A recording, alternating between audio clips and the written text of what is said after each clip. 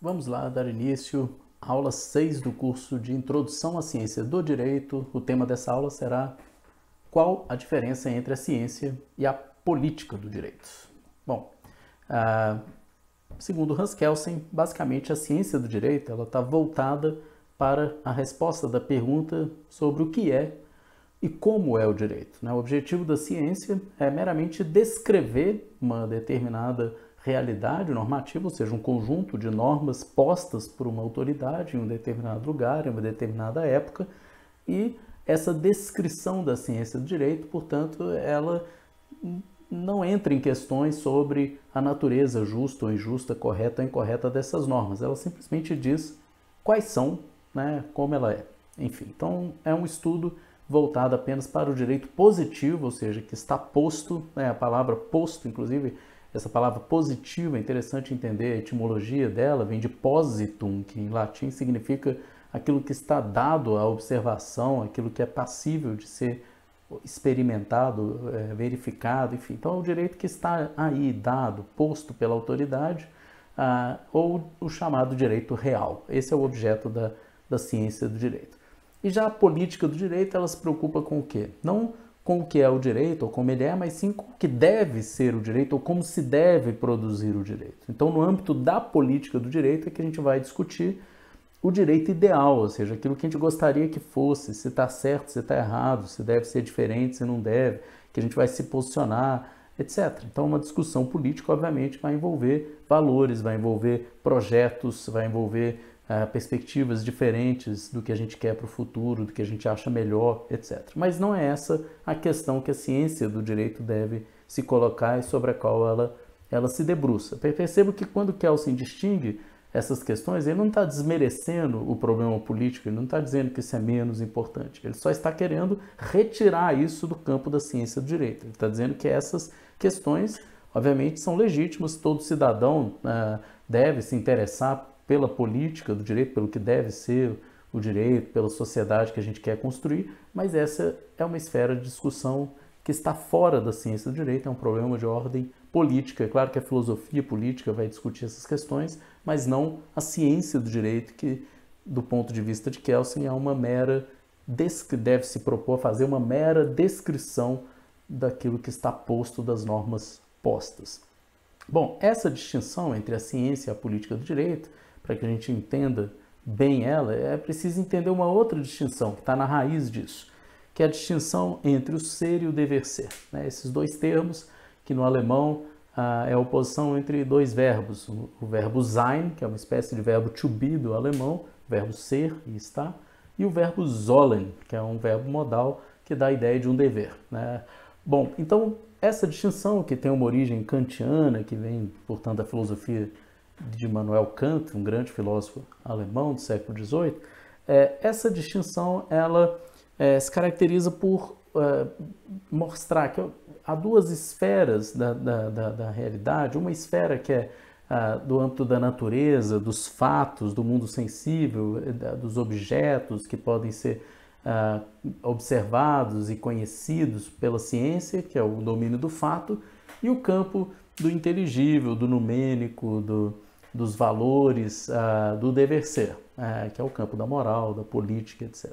Enfim, o que o Kelsen vai defender é que a ciência do direito é uma ciência que, obviamente, estuda um fenômeno que é normativo, que são as normas postas.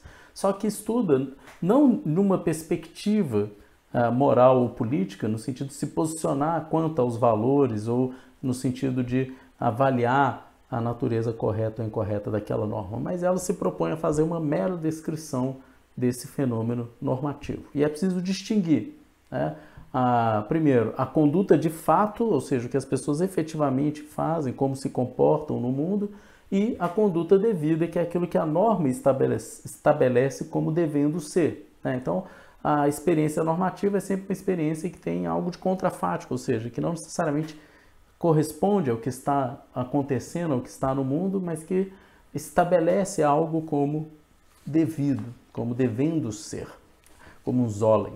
Eu vou ler uma passagem na página 6 da Teoria Pura do Direito. Kelsen explica essa distinção nos seguintes termos: a distinção entre ser e dever ser não deve ser mais aprofundada, ou seja, ela é algo evidente para Kelsen. É um dado imediato da nossa consciência. Ninguém pode negar que o enunciado tal coisa é, ou seja, o enunciado através do qual descrevemos um ser fático, um fato, se distingue essencialmente do enunciado algo deve ser, com o qual descrevemos uma norma e que da circunstância de algo ser não se segue que algo deva ser, assim como da circunstância de que algo deve ser não se segue que algo seja. Ou seja, há uma diferença óbvia entre aquilo que é uma norma e aquilo que é um fato. Aquilo que é um fato é algo do âmbito do ser, daquilo que é, e aquilo que é uma norma é algo do âmbito do dever ser, daquilo que queremos que seja o que estabelecemos como devido. Bom, a partir dessa distinção entre ser e dever ser, Kelsen desenvolve uma outra distinção que explica bem qual que é a natureza da ciência do direito. Basicamente, é a distinção entre norma jurídica, Rechtsnorma, e proposição jurídica, Rechtssatz.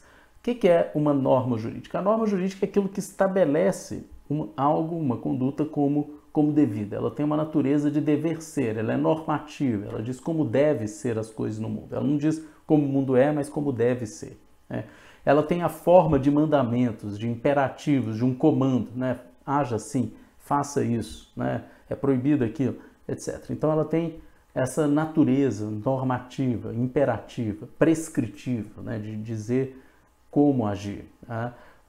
E não de descrever como se age, mas sim de estabelecer como se deve agir.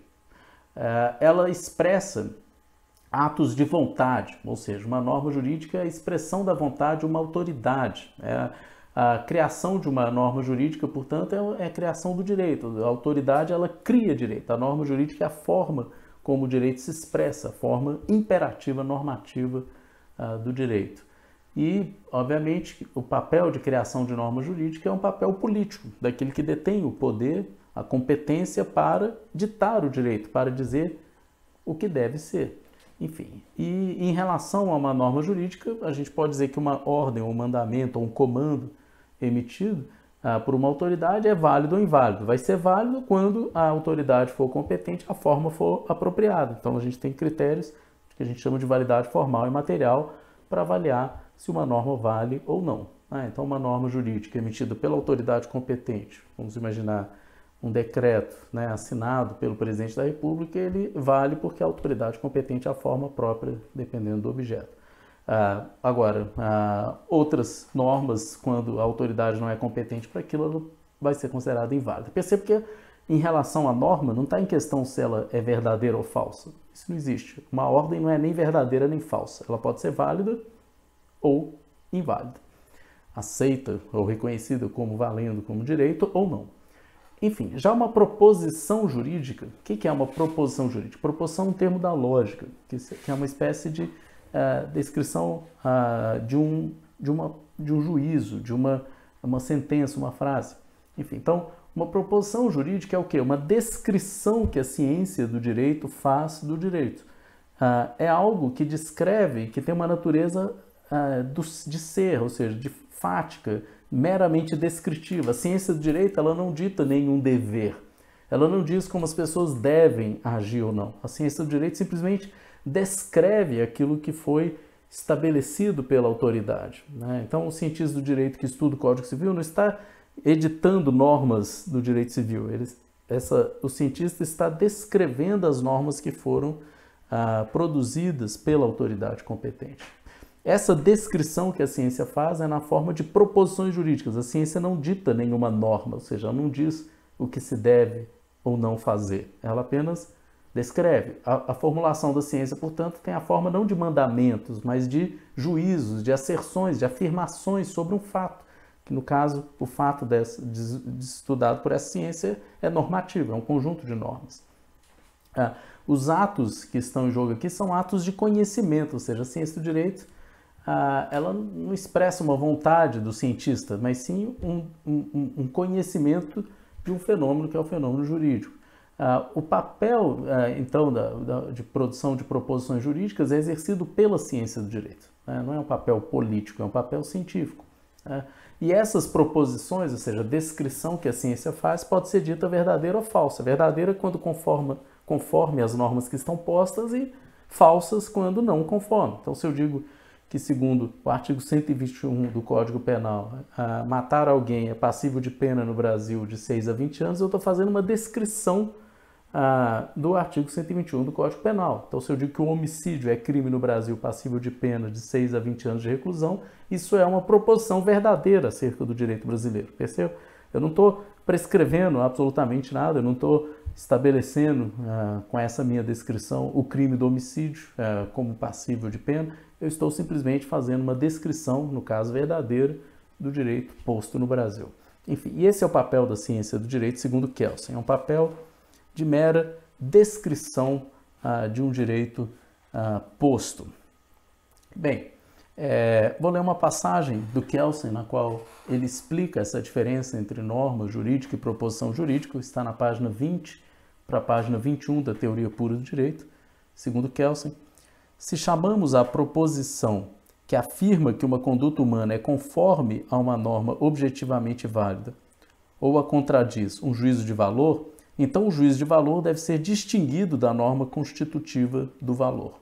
Como juízo, pode tal proposição ser verdadeira ou falsa, pois refere-se à norma de um ordenamento vigente. O juízo segundo o qual é bom, de acordo com a moral cristã, amar os amigos e odiar os inimigos, é inverídico se uma norma da moral cristã vigente exige que amemos não só os amigos, como também os inimigos. Então, se eu digo em relação à moral cristã, que é uma moral que defende que se deve amar só os amigos e não os inimigos, isso é uma descrição falsa daquilo que está na Bíblia. O juízo, diz ainda Kelsen, segundo o qual é conforme ao direito punir um ladrão com a pena de morte, é falso quando, de conformidade com o direito vigente, um ladrão deve ser punido com a privação de liberdade, não com a privação da vida. Pelo contrário, uma norma não é verdadeira ou falsa, mas apenas válida ou inválida. Então, se eu digo no Brasil que aquele que comete o crime de roubo deve morrer, essa, do ponto de vista jurídico, isso é uma descrição falsa, porque não é isso que prevê o nosso Código Penal. Não é a pena de morte, é a pena cabível para quem comete esse ato ilícito. Então, percebo, a descrição pode ser verdadeira ou falsa. Agora, o crime, ele mesmo, a norma, ela mesma do Código Penal, não é nem verdadeira nem falsa. Ela pode ser avaliada apenas, do ponto de vista científico, como válida ou inválida. Ou seja, se ela vale de acordo com o direito ou não. Se ela pode ser reconhecida como direito ou não. Mas não é papel da ciência do direito avaliar se é justa ou injusta. Bem, outra questão que eu acho importante deixar claro para entender esse ponto é que o direito, então, qual que vai ser o objeto dessa ciência, né? Segundo Kelsen? O direito tem por função descrever as normas postas. É isso que se propõe a fazer a ciência do direito. E ao fazer isso, Kelsen vai dizer que o direito é uma ciência normativa, ou pode ser considerado uma ciência normativa. Agora percebo, dizer que é uma ciência normativa não significa que a ciência do direito crie ou produza normas. A ciência do direito não cria normas. A ciência do direito faz o quê? Ela apenas descreve uma realidade normativa. Então ela pode ser considerada uma ciência normativa porque o objeto de estudo dessa ciência são normas, né? Diferentemente da biologia, por exemplo, que o objeto de estudo dessa ciência são os seres vivos, são fatos no mundo, ou a química, que é a estrutura da matéria, por exemplo. Em caso do direito, o seu objeto é que tem uma natureza normativa, são as normas postas pelas autoridades. Mas o fato do objeto da ciência do direito ser ele normativo não significa que a ciência ela mesma seja normativa, ou seja, que ela mesma crie normas. Significa apenas que aquilo que ela descreve são normas, né? Então, é por isso que a ciência do direito pode ser chamada normativa, diferentemente de outras ciências que a gente pode chamar de naturais. A ciência do direito não é uma ciência natural, mas pelo fato de que aquilo que ela descreve são normas. Mas, assim como as ciências naturais, também as ciências normativas, como o direito, são descritivas. O que muda é o objeto, a natureza do objeto descrito.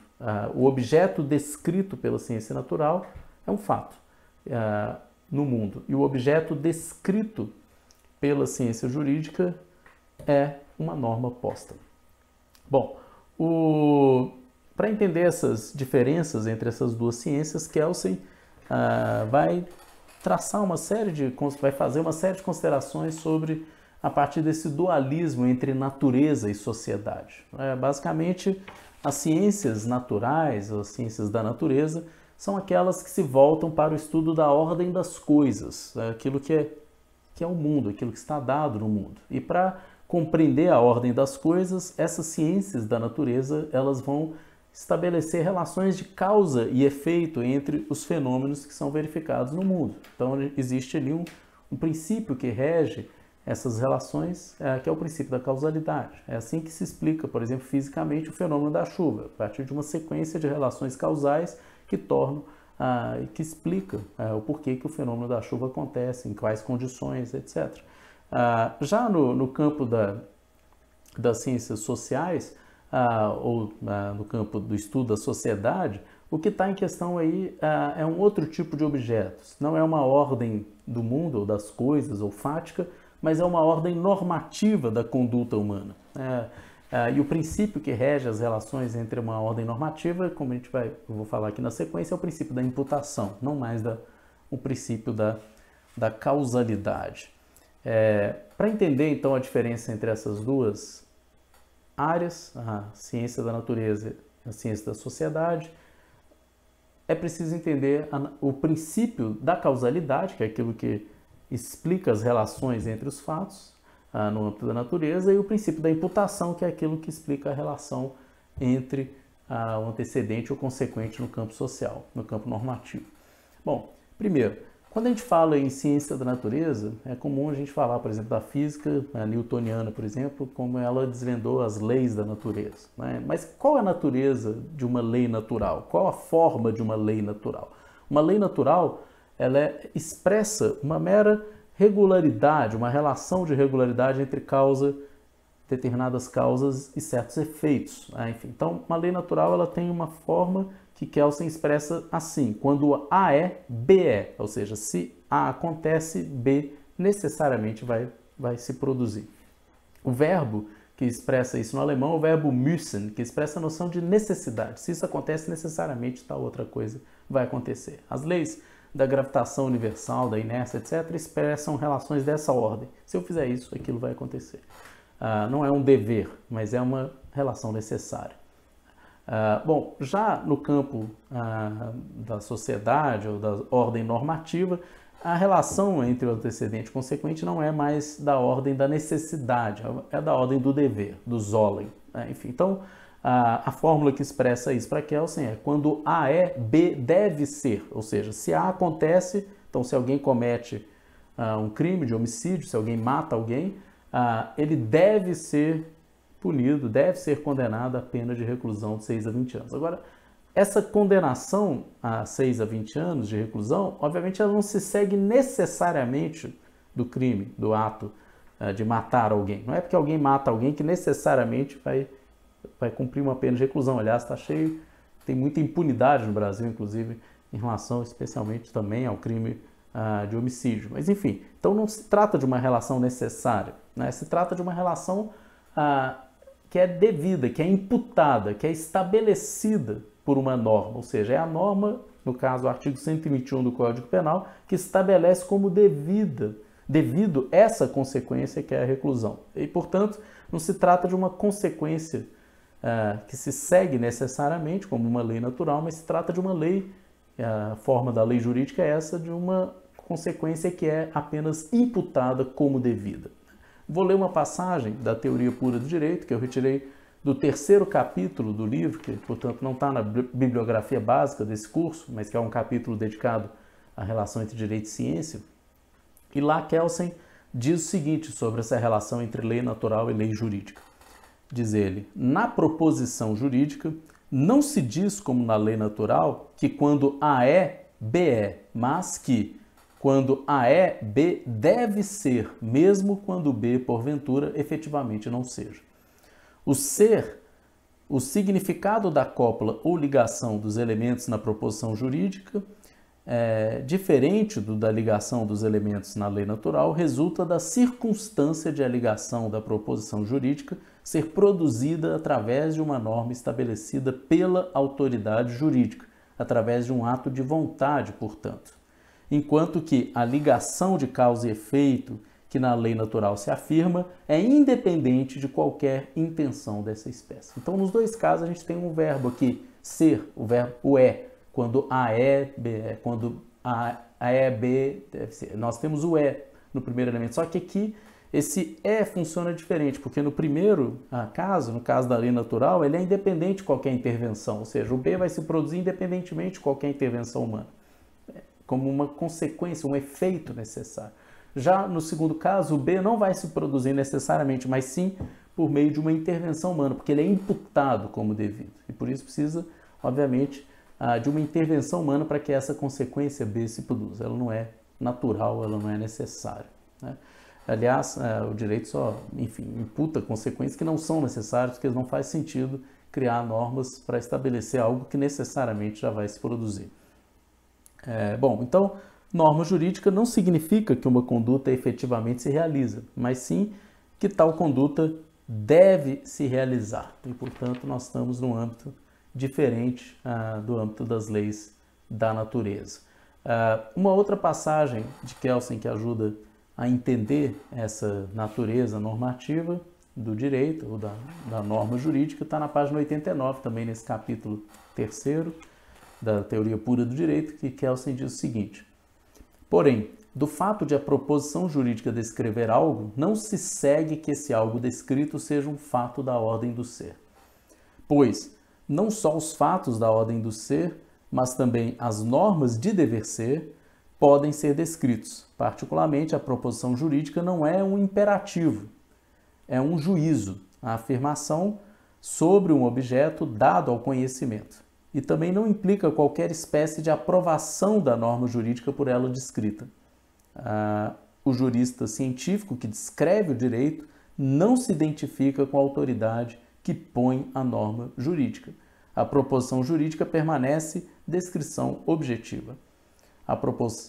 Não se torna prescrição. Ela apenas afirma, tal como a lei universal, a ligação de dois fatos, uma conexão funcional, né? Então, Kelsen está explicando claramente como que não se trata aqui de algo que se segue necessariamente, como no caso da lei natural. Kelsen deixa claro, então, que a descrição feita pela ciência do direito, ela é também alheia a valores, ou seja, como eu disse anteriormente, ela não é uma imputação de qualquer valor, ela é uma mera descrição. Vou ler essa passagem também no capítulo 3º da Teoria Pura do Direito, página 89, diz Kelsen. Quer dizer, desta descrição realiza-se sem qualquer referência a um valor metajurídico e sem qualquer aprovação ou desaprovação emocional. O cientista simplesmente descreve a relação imputada sem nenhum juízo de valor, nem sem dizer se deve, no sentido de que é bom que seja assim ou não. Diz simplesmente que, segundo o direito posto em tal e tal lugar, é devido isso, isso e aquilo. As normas, né, diz Kelsen, constitucionais do valor jurídico devem ser distinguidas das normas segundo as quais é valorada a constituição do direito. Na medida em que a ciência jurídica, em geral, tem de dar resposta à questão de saber se uma conduta concreta é conforme ou é contrária ao direito, a sua resposta apenas pode ser uma afirmação sobre se essa conduta é prescrita ou proibida.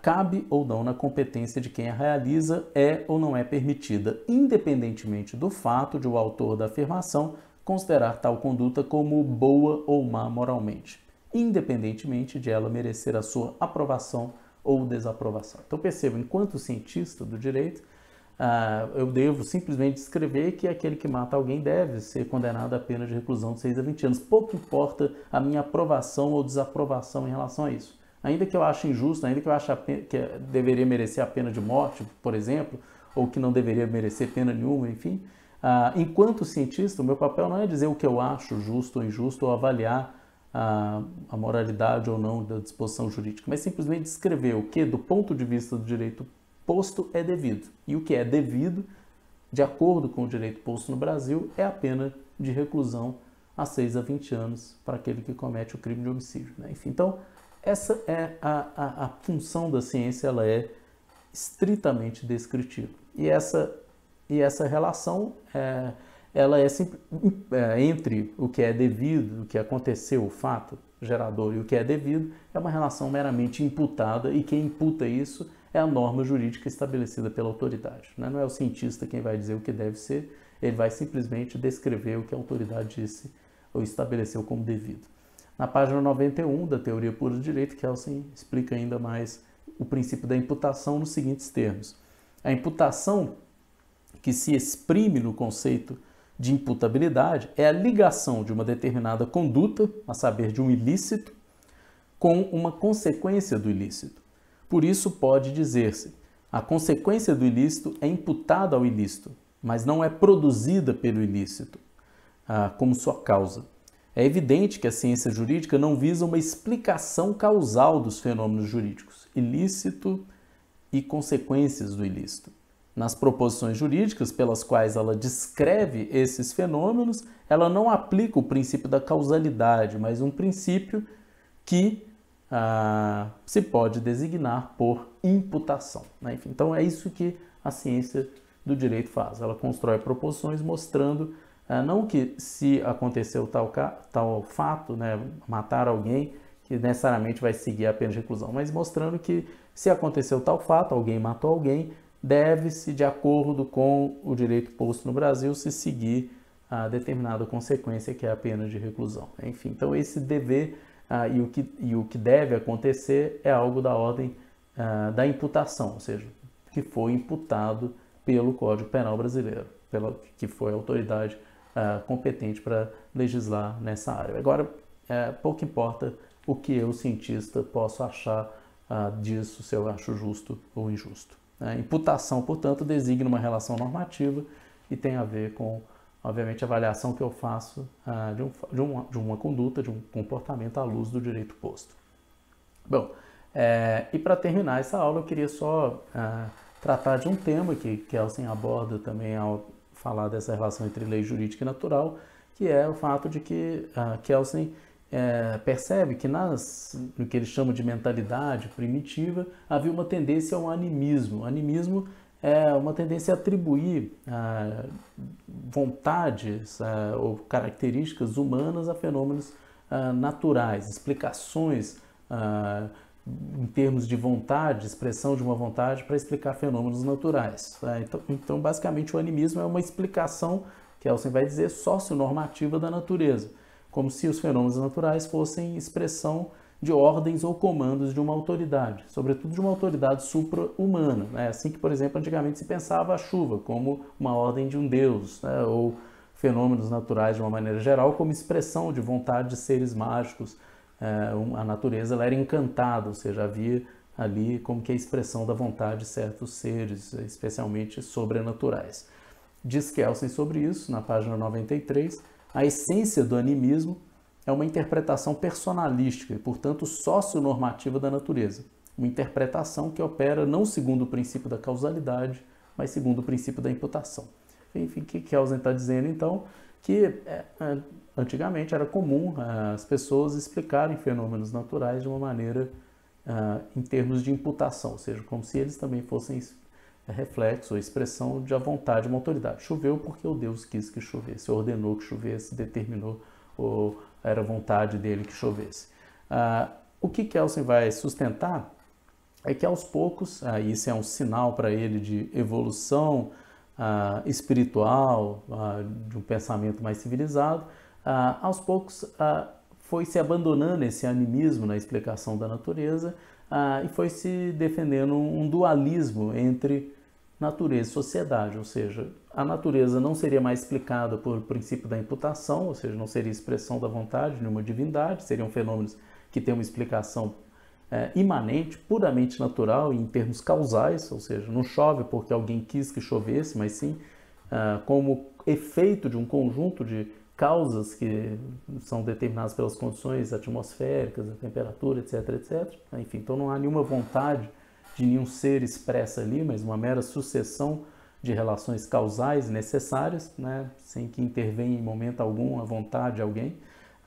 Já no caso da ordem social, não. No caso da ordem social, as normas que regem essa ordem social não são naturais, não são necessárias, não são relações definidos pela causalidade, mas sim pela imputação.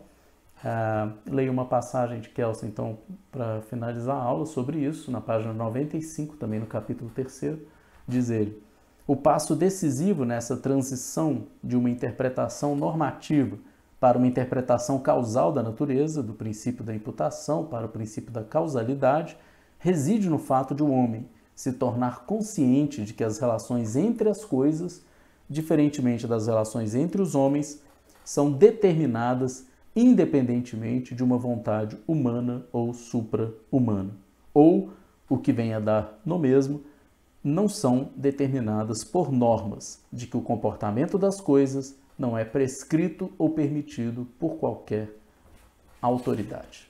Enfim, então,